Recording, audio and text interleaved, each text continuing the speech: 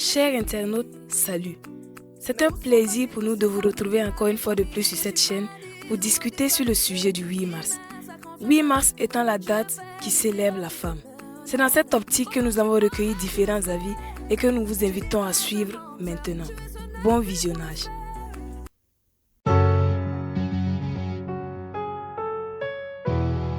Toujours Emma Dobré Prod. Kérosène équilibre, que veut dire? Si maintenant grâce à Dieu je suis sur pied, c'est en grande partie grâce à ma mère. Et c'est vrai que le 8 mars, c'est un grand jour pour la femme, un jour qu'on devrait honorer la femme.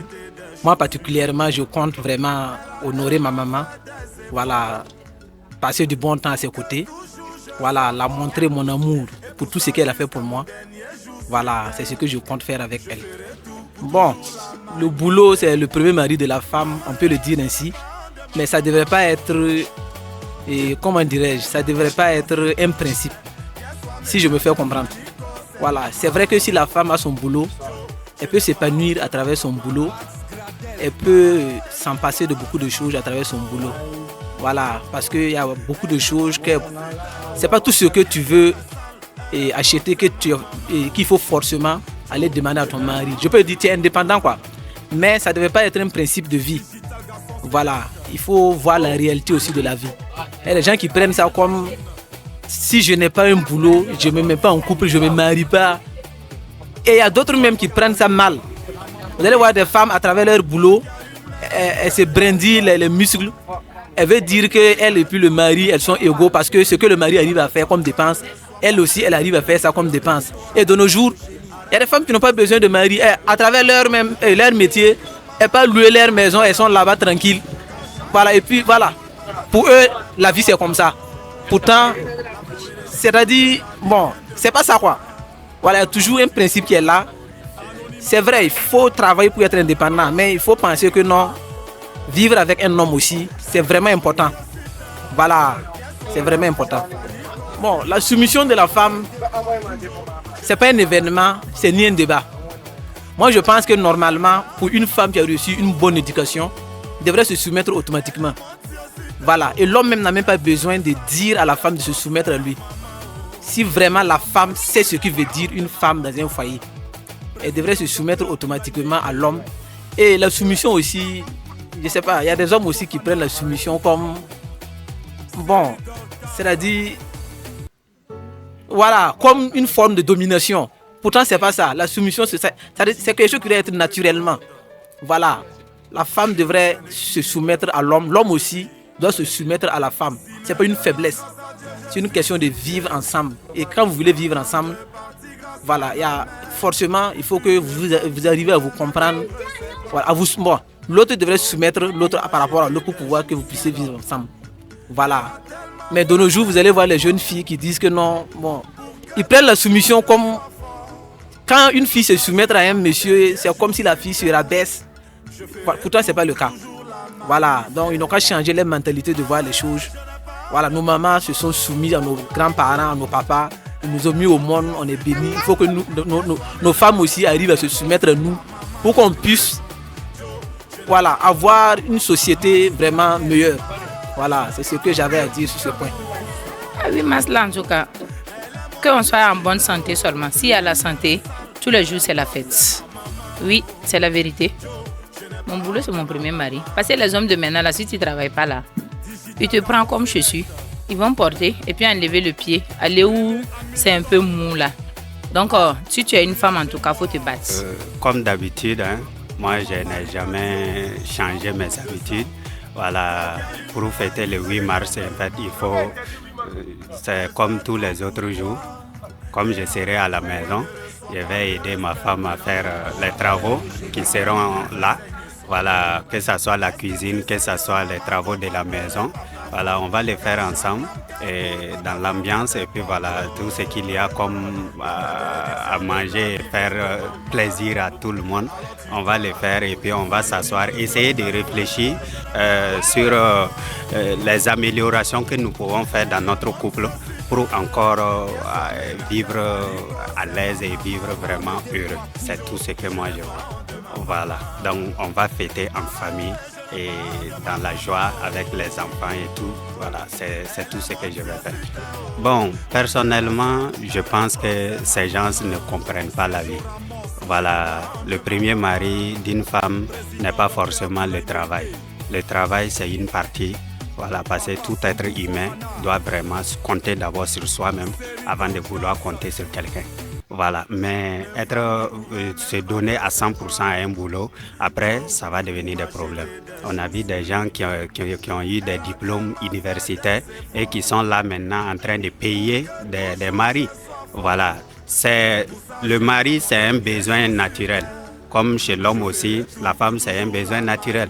Voilà, donc on ne donne pas obligatoirement un temps pour ça. Parce que toute chose vient de Dieu. Voilà, donc dire à une femme, tu dois avoir un mari tout au plus tard à 30 ans, ça devient compliqué. Dire à un homme aussi d'être marié avant 30 ans, ça c'est toujours compliqué. Voilà, mais travailler en pensant toujours que tu dois te marier, ça c'est une bonne chose. Donc moi je ne suis pas d'accord avec une femme qui dit mon premier mari c'est mon travail. Non, je ne suis pas d'accord. La soumission, ça dépend de l'entendement, ça dépend de comment on prend la chose. Se soumettre, même ce que la religion dit, ce n'est pas aussi être l'esclave de la personne. Voilà, la soumission, c'est la soumission dans le respect, la soumission dans la considération. Et on ne se soumet pas devant quelqu'un qui ne te considère pas. On ne se soumet pas devant quelqu'un qui ne connaît pas ta valeur. Donc, quand on parle de soumission, il faut vraiment prendre en compte ces deux paramètres, le respect et la considération. Qui mérite la soumission avant de se soumettre à la personne. Voilà, donc voilà un peu comment moi je vois la chose. Bon, actuellement, nous comptons vraiment fêter 8 mars, mais les poches là sont un peu vides. Il n'y a pas l'argent. Et s'il faut fêter 8 mars, en tout cas, c'est une bonne chose parce que pour une seule fois dans l'année, que nos époux vont nous aider à faire quelque chose de bien. Et pourquoi pas ne pas saisir l'occasion, quoi. Voilà, sinon 8 mars, c'est une très bonne chose que nous souhaitons toutes les femmes du monde entier, en fait. Et voilà. Bon, moi, je suis d'accord. Je suis vraiment d'accord. Parce que sans le boulot, là, bon, vous êtes nos enfants, excusez-moi le terme, hein, parce qu'avec vos papas, là, c'est pas simple. Quand on va venir, donnez-nous 500 francs, pardon, on va faire pour toi. Qu'est-ce que tu dis? Donc, autant faire mon boulot, mon mari, mon premier mari, en fait. Et mes enfants, ils sont tous concernés du premier mari. Et après, bon, on verra.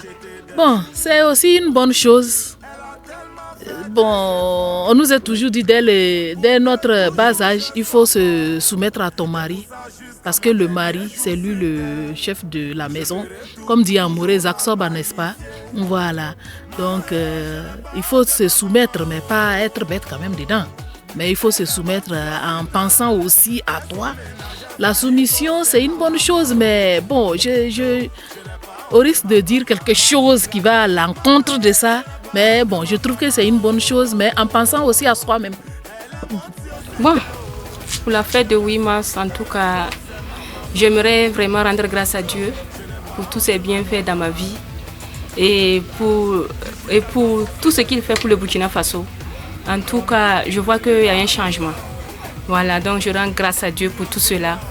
Et j'invite à toutes les femmes aussi de prier beaucoup pour le Burkina Faso et de vraiment se réunir ensemble et on va voir le meilleur reste à venir. Bon, de là, bon, je ne peux pas me disconvenir sur ça, mais ce que je sais, le premier mari, c'est Dieu.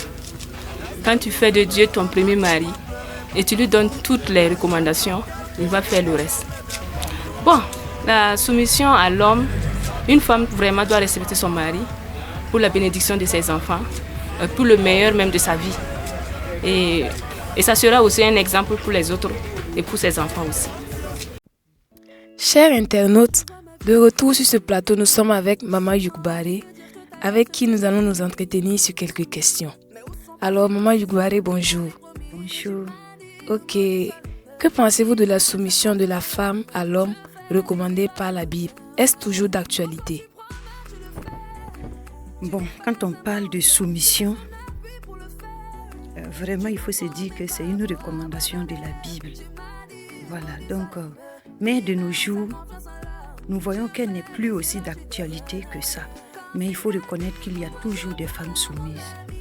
Parce que la soumission en tant que telle, c'est accepter l'autorité de l'homme dont on parle de la Bible.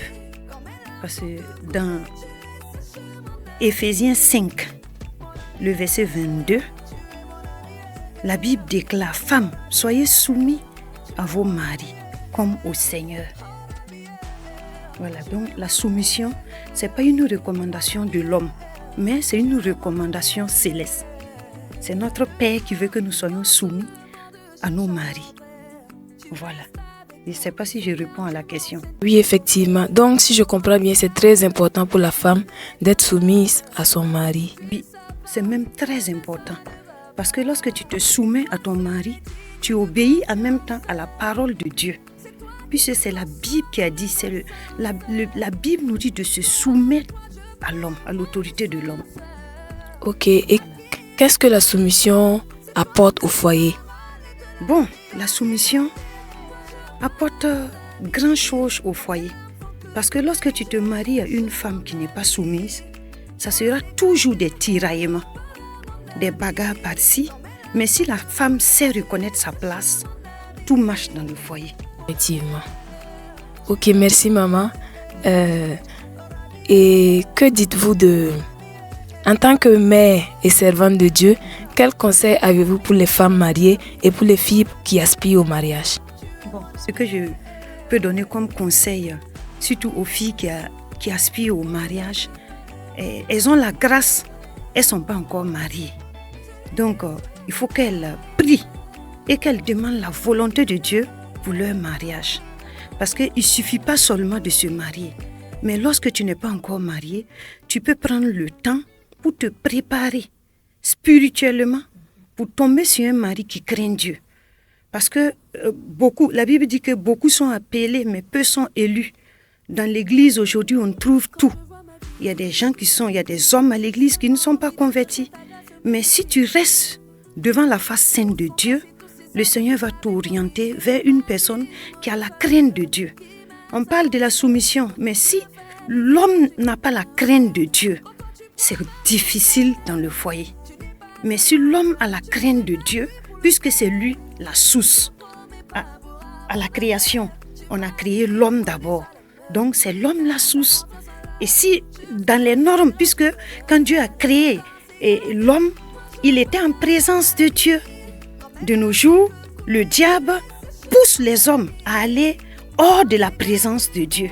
Or, un homme qui est dans la présence de Dieu, puisque c'est lui l'autorité. Et s'il est dans la présence de Dieu, il dirige la maison, la famille, dans la volonté de Dieu. Puisque nous sommes sur cette terre, mais nous ne sommes pas du monde. Notre royaume se trouve là-haut. Donc, nous devrons représenter le royaume de Dieu sur terre. Et lorsque nous nous marions à un homme qui craint Dieu, il y a beaucoup d'avantages. Puisque les enfants, on va éduquer les enfants dans la crainte de Dieu. Or, la Bible dit, enseigne l'enfant. Lorsque l'enfant va grandir, il ne va pas s'en détourner de la parole de Dieu. Donc, l'essentiel vraiment, c'est de prier pour que Dieu les donne des hommes qui craignent Dieu. Voilà, il ne suffit pas d'accepter le premier venu, rester dans la présence de Dieu. Les filles qui ne sont pas encore mariées. Maintenant, les femmes qui sont déjà mariées. Bon, elles sont déjà mariées. Beaucoup n'ont pas été enseignées avant de se marier. Et bon, elles ont accepté le premier venu. Et beaucoup de fois, les foyers chauffent. Étant dans la famille chrétienne, et comme bon, la femme, généralement, depuis la base, depuis la maison, depuis l'éducation, surtout dans la foi, bon, a déjà compris ce qui c'est que la soumission, voilà, de l'autorité de l'homme. Donc ça fait que cela ne pose pas grand problème. Mais une fois rentré avec un homme qui ne craint pas Dieu, qui n'aime pas la femme, puisque la Bible a demandé à l'homme d'aimer, parce que la Bible sait que l'homme a des difficultés d'aimer, au fait. Or, la femme, naturellement, elle aime Donc la Bible n'a pas demandé à la femme d'aimer parce que la Bible sait que la femme aime naturellement. Donc quand le foyer chauffe parce que l'homme, la base, l'homme qui devrait être la base pour amener le foyer, pour diriger le foyer vers Dieu, manque son rôle, il faut que la femme reste à genoux dans la prière. Parce que la Bible dit que tout est possible à celui qui croit. Voilà. Donc, si ces femmes-là savent que Dieu est vivant et il ne vient pas en retard, ils n'ont qu'à présenter leur douleur à Dieu parce que notre Dieu est un Dieu grand. Il est un Dieu tout-puissant et il ne vient pas en retard. C'est vrai que ces femmes se sont mariées sans connaître la volonté de Dieu, mais le Seigneur est toujours là pour leur soutenir. Et nous voyons que de nos jours, les foyers chrétiens sont attaqués. Les foyers même en général sont attaqués, surtout les foyers chrétiens. Mais nous, la grâce que nous avons, c'est que Dieu nous a donné le pouvoir. Voilà, Dieu nous a donné le pouvoir. Par exemple, dans Philippiens 2, le verset 10 au verset 11, il est écrit « Afin qu'au nom de Jésus, tout genou fléchisse dans les cieux, sur la terre et sous la terre, et que toute langue confesse que Christ est Seigneur à la gloire de Dieu le Père. » Donc, le Seigneur nous a déjà donné l'autorité. Au nom de Jésus, tout genou fléchit. C'est quel genou qui est dans le foyer, qui menace la femme, qui menace le foyer, qui fait que le foyer ne peut pas prendre la route, la voie du Seigneur. La femme a l'autorité. Lorsqu'elle s'agenouille dans la présence de Dieu, elle change l'atmosphère. C'est pas pour rien le diable attaque la femme, parce qu'elle sait qu'une femme qui s'élève, quelle qu'en soit la douleur de son foyer, quel qu'en soit ce que l'ennemi fait dans son foyer, lorsqu'elle se lève, elle prie pour ses enfants, elle prie pour son mari, elle remet le foyer vraiment à la gloire de Dieu. Et je sais que si les femmes s'élèvent, si les femmes savent qu'elles ont l'autorité, elles ont le pouvoir, afin que tout genou fléchisse, même tout mauvais comportement va fléchir, mais qu'elles soient soumises. Parce que la soumission, c'est pas parce que non, le monsieur fait des bêtises qu'il faut le résister. Il faut qu'elle résiste surtout dans la prière. Voilà. Et se soumettre à l'homme sans difficulté. Je pense qu'avec ça, le Seigneur va faire quelque chose. Waouh. Vous l'aurez bien entendu, pour les filles qui ne sont pas encore mariées, il ne suffit pas d'accepter le premier venu, mais il faut chercher un homme qui craint Dieu. Et pour les femmes déjà dans les foyers, il faut beaucoup fléchir genoux et il faut beaucoup prier pour son foyer et il faut être soumise. Ok maman, quel rôle la foi peut jouer dans un foyer? Bon, dans un premier temps, Dieu a créé l'homme et l'homme était dans le jardin et voilà, Dieu a vu qu'il y a quelque chose qui manque dans la vie de l'homme et c'était la femme. Et Dieu a créé la femme. Donc la femme joue. Le premier rôle de la femme dans le foyer, c'est l'aide. La femme est venue pour aider l'homme. Voilà. Et lorsque tu viens pour aider, c'est comme une femme qui se marie, qui voit qu'elle n'arrive pas à faire tout et qu'elle prend une ménagère pour venir l'aider. Bon, c'est pas elle qui fait tout, elle vient pour l'aider. Vous voyez? Donc ça veut dire que la femme a la force dans le foyer. Ça veut dire que quand tu viens pour aider quelqu'un, ça veut dire que la personne ne peut pas et toi tu viens pour l'aider. Donc le rôle de la femme, c'est aider l'homme à accomplir la vision que Dieu a mis dans sa vie. C'est aider l'homme à bâtir le foyer. La femme aide, puisque l'homme ne peut pas enfanter de lui-même sans qu'il y ait la femme pour l'aider. C'est vrai que la semence vient de l'homme, mais s'il n'y a pas la femme pour aider, ça sera compliqué. Et lorsque la femme vient, elle amplifie tout. Donc, une semence qu'on met en elle, elle amplifie et ça devient une vie. Donc, c'est déjà grand chose dans le foyer et la femme aide à tout. Si la femme travaille, beaucoup de fois la femme aide parce qu'elle ne veut pas voir ses enfants misérables. Même si l'homme n'arrive pas à joindre les deux bouts, la femme aussi joint ce qu'elle apporte et ça aide. Vraiment, la femme joue vraiment grand rôle dans le foyer parce qu'elle apporte son aide à l'homme. Oui, elle encourage l'homme à devenir ce que Dieu veut. Vraiment, l'aide que la femme joue dans le foyer est vraiment bien. C'est exceptionnel vraiment. Ok, maman, ma dernière question, c'est qu'est-ce que la foi? Quel est le rôle de la foi dans un foyer? Waouh! Le rôle de la foi dans le foyer, ah mais c'est exceptionnel. Parce que la foi dans le foyer, ça veut dire que nous croyons au Seigneur. Nous croyons à la parole de Dieu. C'est pour dire que nous sommes différents du monde parce que nous avons Jésus comme appui. Et la foi dans le foyer amène le foyer vraiment à triompher. Comme ce que je viens de le dire, lorsque nous croyons, lorsque nous sommes chrétiens, lorsque nous croyons, vraiment ça amène le foyer, ça amène les gens à convoiter notre foyer. Parce que nous sommes dictés par la loi biblique. Nous sommes dictés par le royaume céleste et nous obéissons à ce que Dieu veut dans le foyer. Et ça fait que le foyer est extraordinaire. Oui, ce qui peut être complication dans les autres foyers, chez nous, c'est quelque chose de minime parce que notre Dieu est grand. Oui, et parce que nous croyons à un Dieu capable, à un Dieu qui dit rien n'est impossible à celui qui croit.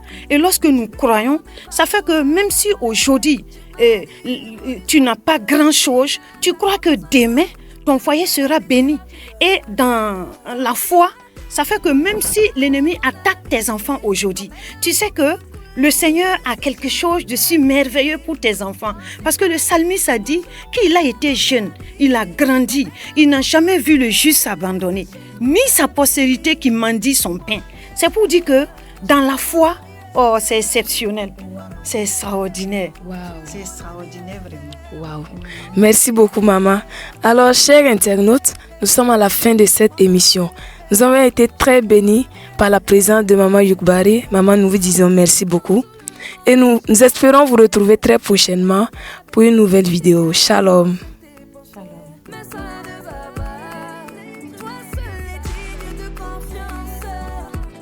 C'est toi qui me console.